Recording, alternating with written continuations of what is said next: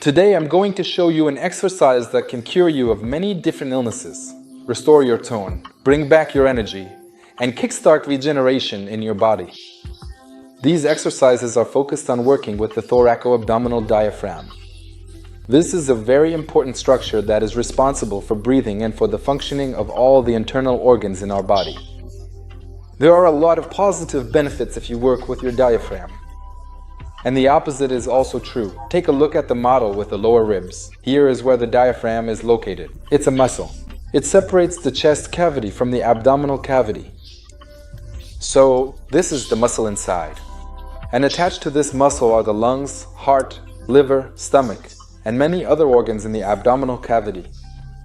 When the diaphragm breathes, what happens during breathing? When the dome of the diaphragm contracts, it moves downward, and the chest cavity expands. In other words, the lungs take in oxygen. If the diaphragm isn't working well, only a small amount of oxygen gets into the lungs. This leads to oxygen deprivation. And oxygen is essential for the life of every cell. When the diaphragm is working, it improves blood flow to the heart. And thirdly, of course, it affects digestion, because organs like the liver can become stagnant. Toxins can accumulate there, the organs can become swollen, and eventually even degenerative processes can develop. That's why, when the diaphragm is working, it acts like a piston, pushing all the fluids and blood through. And this is exactly what stimulates the function of all the internal organs. So, let's get started. First, let's remember how to breathe correctly. If you breathe like this, that's not correct. If you breathe in a way that makes your stomach puff out, that's also not correct. Normally, you should breathe so that your ribs expand outward. So, place your hands on your ribs, take a breath in, and feel them expand. This way, you can see how the diaphragm works. When we need to increase the range of motion so that it's large between inhaling and exhaling, we use a special technique that both relaxes and tones the diaphragm at the same time. When you do a twist, one dome of your diaphragm stretches while the other one tenses up more. If you suddenly feel dizzy or your vision darkens, stop immediately. Do the twist as much as you can. Take a breath in and feel the burning sensation right under your ribs. That means your diaphragm is tense. Hold it like that for 7 seconds, then exhale sharply.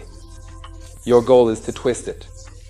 The fibers get stretched there, then you tense up, and that's how you train your diaphragm. Do the same thing on the other side. Complete one phase, then take another breath in, and exhale completely. And we compress the diaphragm and maintain maximum compression. Or as long as you can. Ideally, it's best to hold for 30 seconds.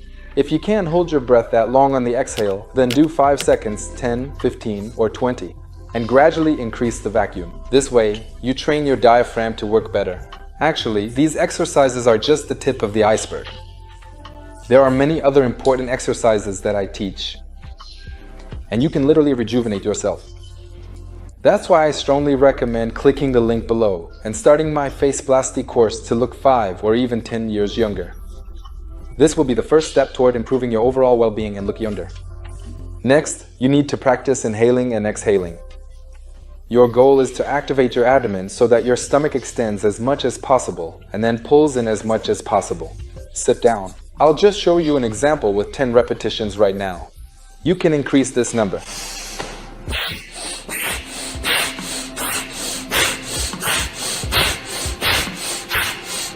So start by doing it 20 to 30 times, and later you can go up to 50 times. I do it up to 100 times. You should feel a burning sensation, like fire. With these kinds of exercises, you can work your diaphragm, which increases and improves blood circulation, strengthens the heart, restores lung ventilation, and also massages your abdomen.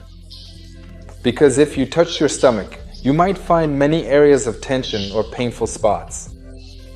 The only thing is, there are some contraindications. If you have acute abdominal pain, high blood pressure, or a severe headache, you shouldn't do this, because it can make things worse and your symptoms might intensify. Of course, to be honest, this isn't the only magic exercise out there.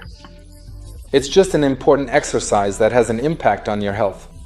But there are also many other important things that you need to work on as well. I share all of this on my channel. Every week, I release new episodes about health and rejuvenation. So I definitely recommend subscribing and giving a like. This was Dr. Uli-shch with you, and see you next time.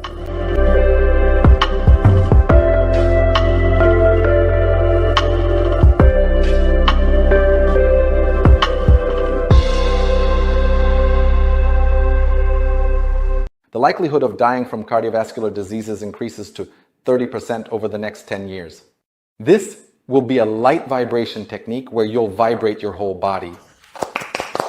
Even if you don't feel like you have heart problems right now, that doesn't mean it's common, as I've often heard stories of people dying from heart failure in their 30s, 40s, or 50s, and especially if you have any symptoms like a rapid heartbeat, shortness of breath, or heaviness in your chest. This just emphasizes that you need to start taking care of your health and strengthening your heart immediately. And today, I'll talk about the signs you need to pay attention to and how to keep your heart youthful for many years. The first warning sign is a rapid heartbeat, tachycardia. Normally, the heart beats between 60 to 80 times per minute. When the heart beats more than 90 times per minute, it's tachycardia.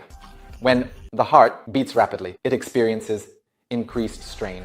That means the heart muscles have to contract much more often, and as a result, they use up a lot more resources. That's why it can wear out faster. It's not just like that. Small animals, which have small hearts and a high heart rate, tend to live shorter lives.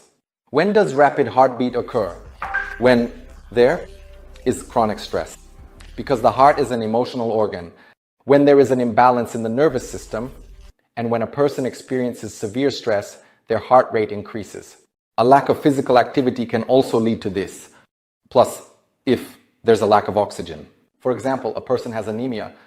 There are a number of other conditions. So I recommend that if you have tachycardia, you should definitely see a cardiologist and get checked out. The next sign is dizziness. Dizziness can occur for various reasons, and one of them is problems with the heart and blood vessels. So, when the delivery of oxygen to the tissues is disrupted, such a reaction can occur. The next alarming sign is an irregular heartbeat. Normally, the rhythm is irregular. When you experience extra heartbeats, or when you feel the rhythm and then it disappears, this indicates serious problems, that the heart is not functioning properly. So there are already some serious problems, so it's essential to see a doctor. The next ominous symptom, when you feel heaviness behind the sternum, and at the same time, the feeling of heaviness and pain can be transmitted to the left hand, right, to the very tips of the fingers, all the way to at least the tips of the fingers. And you might also feel pain in the neck and lower jaw. This indicates serious problems and that there is oxygen deprivation in the heart. And this can be life-threatening. There's a simple stare test developed by the European Society of Cardiology, which can predict the risk of death from cardiovascular diseases in the next 10 years. If you can walk up 60 steps, which is about 3 floors, in a quick pace of around 40-45 seconds, and you don't feel short of breath, it indicates that you have a low risk of dying from cardiovascular diseases. And if you pass these same 60 steps in 1.5 to 2 minutes make you feel out of breath, that the likelihood of dying from cardiovascular diseases increases to 30% over the next 10 years. In general, if you've identified several signs in yourself, I strongly recommend that you see a cardiologist, get tested, and undergo treatment. Well, of course, you can start doing something for your heart health right now. And clapping and breathing will be a light vibrational technique where you'll vibrate your whole body and tap your feet, OPP, so that the vibrational wave passes through your entire body. This way, blood flow is stimulated and the blood vessels are trained. And here you also incorporate breathing. Take a breath, exhale. And that's how you do it. For a few minutes, you'll feel your body start to vibrate and it will begin to feel lighter. This means that blood flow is stimulated, easier for the heart to work. If you do this vibrational gymnastics every day while incorporating deep breathing in and out, you make it easier for your heart to work. Another wonderful technique is tapping and clapping all over your body. When you do this, you stimulate the nervous system and the cardiovascular system. Why is this necessary? So, when you go through and tap your body, the blood flow in those areas starts to speed up. All of this is needed so that the fluids in our body circulate better, and then the load on the heart will significantly decrease. Are you starting to tap your body? Starting from the crown of your head, then the face, then the back of the head, the neck, the chest, the back, the arms, the abdomen, and the legs. It's best to go over your entire body.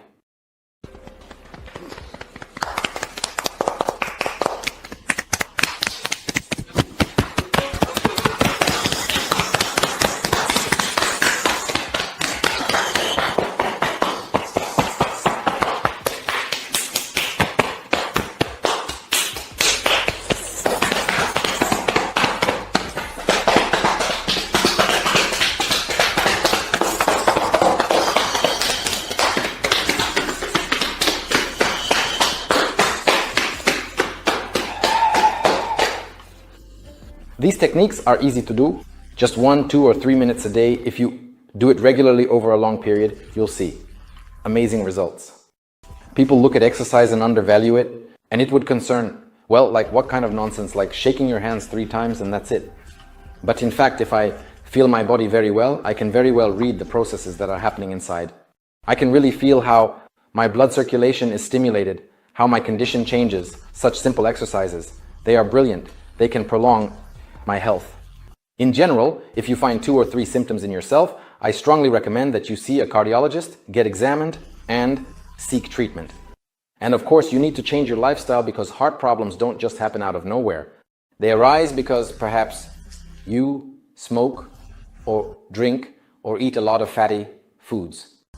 And of course, hypodynamia, which means a lack of physical activity, leads to problems with the cardiovascular system.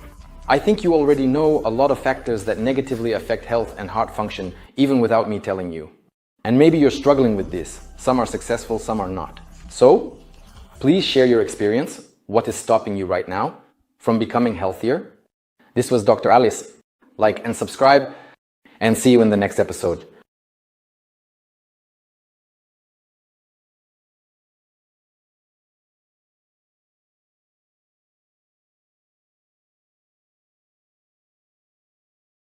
The muscle that causes the jawline to lose its definition, wrinkles to appear around the ear, and venous rings to form. And most people can't find this muscle or massage it correctly. They simply can't even grasp it. To find it, you need to turn your head slightly to the side and then tilt your head downward. And this cord right here, that's the muscle. So you absolutely need to grab it, and then we start working with it.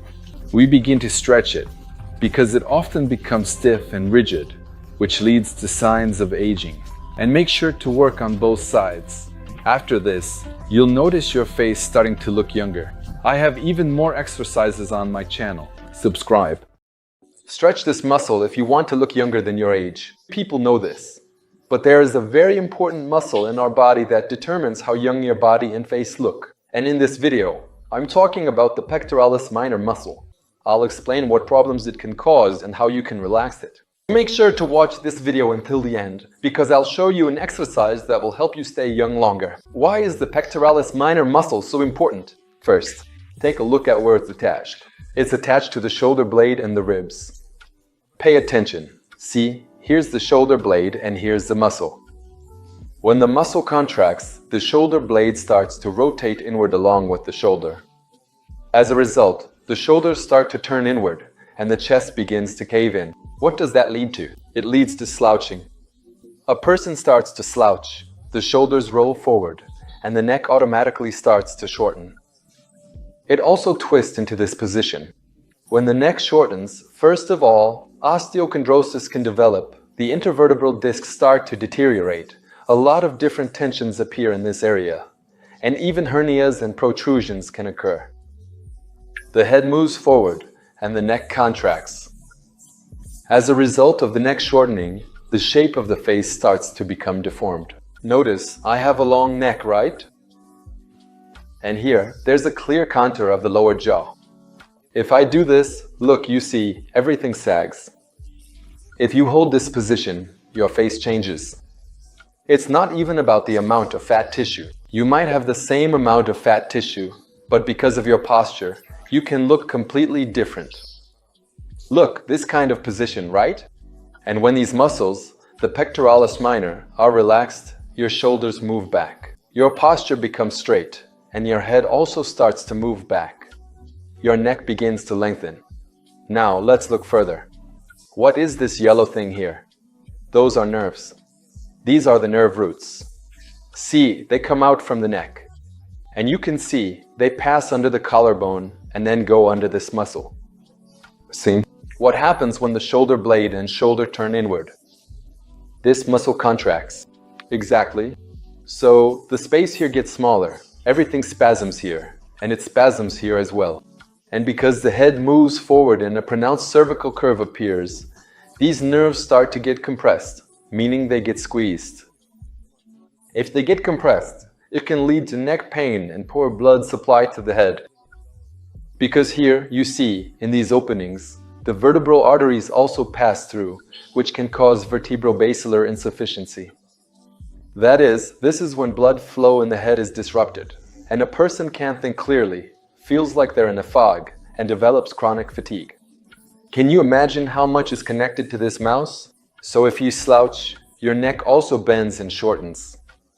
Here, the blood vessels and nerves get compressed. As a result, we get poor blood flow to the head, and also the arms. The arms start to function poorly. So this numbness and weakness in the arms also happens because the nerves here get compressed. These are the nerves that run under the pectoralis minor muscle. There's even a condition called pectoralis minor syndrome. That's when pain or numbness occurs, and the limb doesn't work properly. All of this is also connected to this muscle. So it affects not just your appearance, but your health as well. What else is there? Look, there's also a red vessel running under this muscle. That's an artery, the subclavian artery. This is the artery that supplies blood to the shoulder area, the shoulder joint, and the entire arm. This can also negatively affect the joints, especially the shoulder joint, causing shoulder scapular periarthritis as you get older, when things start to crack, hurt, or feel uncomfortable. Also, when you experience pain in your fingers or inflammation occurs, it's all related to poor blood supply. And the pectoralis minor muscle directly affects this, because when it contracts, it disrupts blood flow and the transmission of nerve impulses. But that's not all. Besides appearance, besides the neck, and besides problems with the shoulder joint and the upper limb as a whole, we also have the mammary glands. You see, here is the pectoralis minor muscle, and here is the mammary gland. The mammary gland is glandular tissue that is filled with fluid. It is regulated by blood flow and the endocrine system by hormones. If this pectoralis minor muscle is tense, it disrupts the lymphatic drainage from the mammary glands. Because if you look, the green color here, you see, those are the lymphatic vessels. And you see, the lymphatic drainage from the mammary gland goes into the armpit. See? Now look at this muscle, and you can see the main lymphatic vessels. So if this muscle contracts, the mammary gland starts to swell, and the arm starts to swell as well.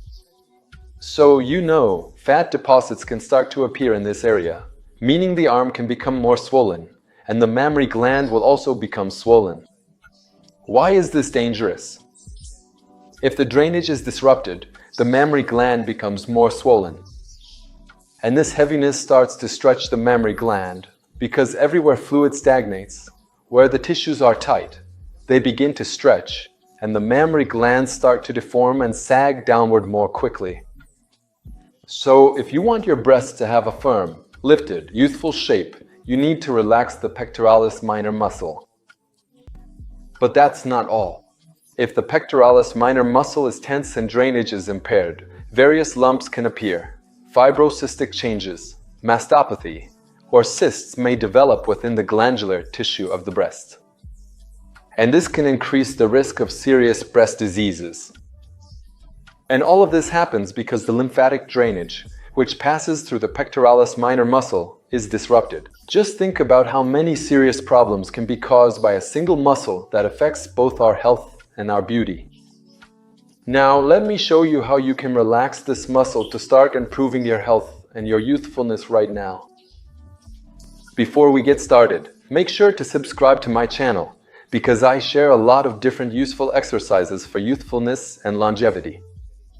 You might find this helpful, so be sure to subscribe so you don't miss any new videos. To relax the pectoralis minor muscle, you'll need a wall. Stand sideways and we need to stretch it. To stretch it, we need to rotate the shoulder back.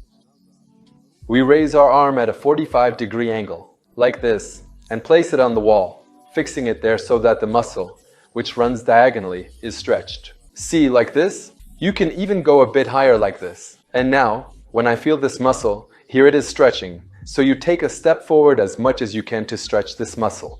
And in this position, you stop and simply take a deep breath in and out. As you exhale, relax even more and try to stretch a little further. Take a breath in and out. And you do this 10 times. Let's go. Put your foot forward, stretch this muscle, breathe a little, and then return back. Of course, do this on both the right and left sides. There's another exercise. You can stand by the wall like this. Put your arm back diagonally like this, and use your other hand to push off. And you kind of rotate in the opposite direction, and you feel everything stretching. Your arm is slightly diagonal, and you start stretching the muscle like this by turning your torso. Honestly, these exercises are enough to open up your shoulder girdle and relieve the tension that interferes with normal circulation and lymph flow. So do it on both your right and left sides. And here's another great exercise. You can take a towel and do these rotations behind your shoulders.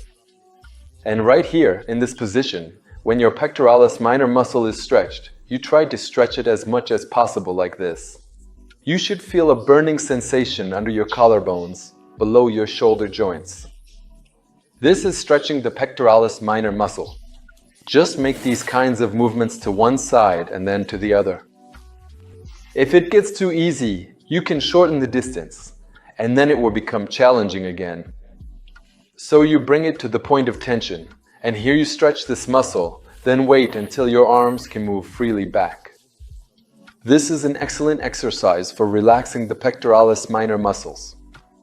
But of course, besides the pectoralis minor, there are also other important structures that need attention, because even issues inside the heart or the sternum can cause the shoulders to roll inward, as well as problems in the abdomen. I show even more useful techniques on my course, so be sure to join my rejuvenation program if you want to look 5 years younger and get deep comprehensive approach on the both body and face. Only 15 minutes daily and your hands needed. The link to my rejuvenating course is in the description. Take care of your health and do the exercises. This was Dr. Uli-shch with you. See you next time.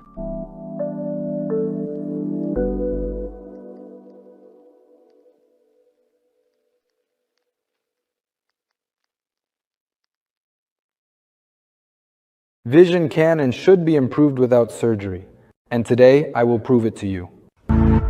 Dear friends, hello dear friends, my name is Dr. Alice. I am an osteopath with 17 years of experience in body therapy, PhD, author of a unique method for natural rejuvenation, and founder of the International Academy of Face Plasticity and Osteopathy. Why does vision decrease and how can we prevent it? It's essential for all the rays coming from space to converge, clearly on the retina. If there are distortions, then vision is impaired. For example, nearsightedness or farsightedness can occur.